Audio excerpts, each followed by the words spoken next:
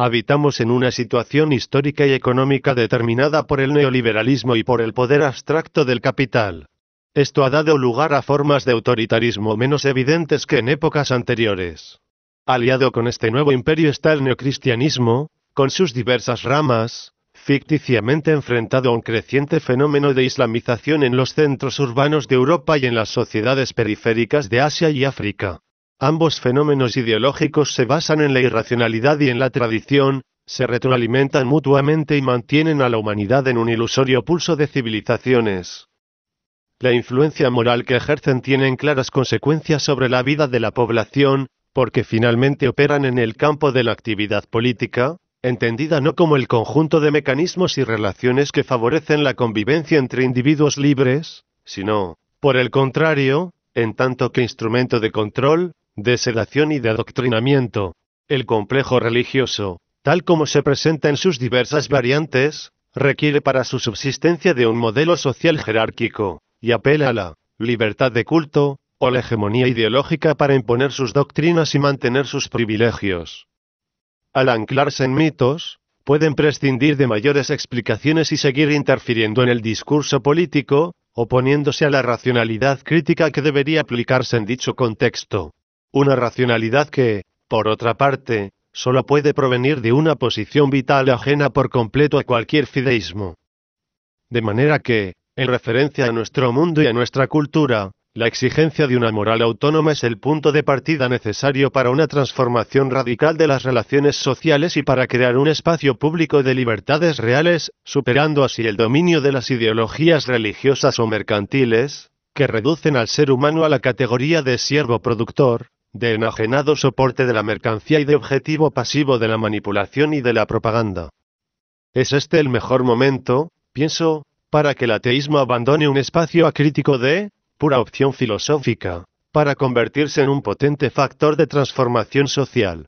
El ateísmo contemporáneo implica la descristianización y la desislamización de las sociedades, el demoler mediante una crítica subversiva, punto por punto, toda esa red de mitos que justifican el poder verticalizado, la desigualdad de géneros, la explotación económica o la reducción de la cultura a una simple pieza del intercambio mercantil. La jerarquía y la autoridad se basan en la aplicación terrenal de modelos celestiales. La religión es así el último bastión de cualquier ideología de la rapiña. Ser ateo, pues, implica un compromiso, una cierta clase de insurrección existencial, que detecte y neutralice, en la medida de lo posible, las ramificaciones y las consecuencias de la relación señor-esclavo. El imaginario religioso no tiene otro objeto que la adecuación de los grupos humanos a un sistema de esclavitud libremente aceptado. La religión es política. Tan simple ecuación permite establecer el principio de que la lucha contra la religión también debería ser materia política, y de que se abordaría tanto desde presupuestos teóricos como desde una multitud de plataformas de activismo práctico, en forma de pequeñas organizaciones dotadas de coherencia interior y con estrategias claras, que incidan en reivindicaciones, acciones y gestos capaces de romper la gramática cultural que sustenta a la religión y a sus derivaciones. La ironía, la burla o la sátira constituyen una excelente herramienta, dado que ponen al descubierto el carácter superfluo y parasitario del clero, dejando en evidencia la inanidad de su discurso ultraconservador.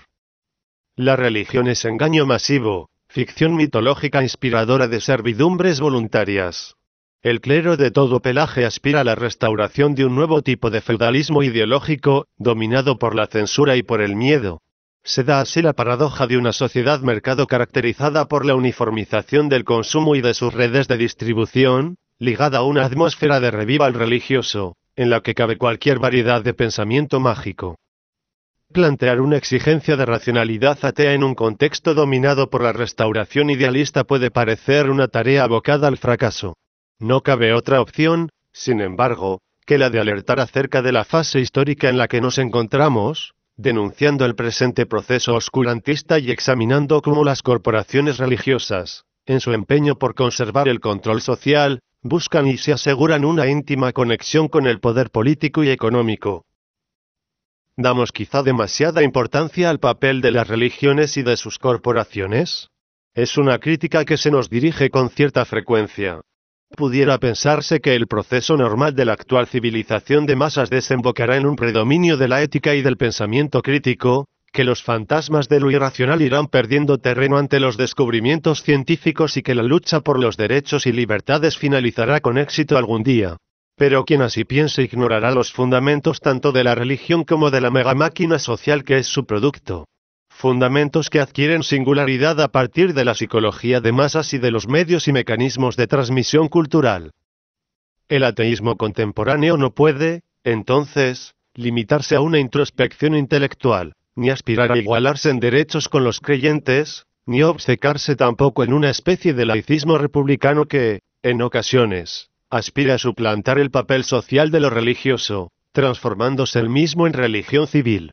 Entendido correctamente, el ateísmo no ha de reducirse a la formulación de argumentos ateológicos. Su propio carácter ético induce a adoptar una posición crítica no solo ante la religión o las filosofías del espíritu, sino también, y principalmente, ante las elaboraciones jurídicas, institucionales y somáticas que predominan en las sociedades contemporáneas y que constituyen un reflejo de aquellas. Me refiero, especialmente, a la familia, el Estado y la propiedad. Tres construcciones metafísicas. Tres ideologemas en cuyo núcleo respira el espiritualismo y el dogma.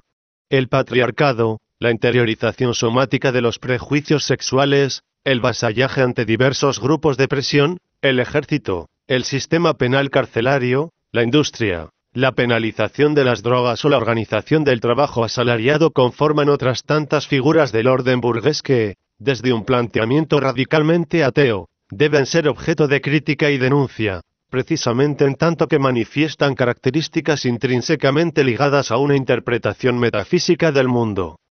La solución pasa por un desmontaje teórico y por un contrato con lo real. La propuesta de acabar con los monoteísmos, de rechazar con igual pasión la Biblia, la Torá y el Corán, libros únicos que no toleran a otros libros, es la propuesta de un ateísmo postcristiano, contra los integrismos y a favor de las luces de la razón y de los saberes de la filosofía más inmanente. Es hora de dar la espalda a las ficciones y a las fábulas. Es hora de plantar cara al odio contra la inteligencia, las mujeres, los cuerpos, los deseos, la vida. Volver a la carne, a la libertad de los cuerpos, a la salud racionalista, al hedonismo revolucionario, a la inmanencia como ejercicio político. Este es el programa La autonomía del individuo y la igualdad social. Sin dioses. Sin amos.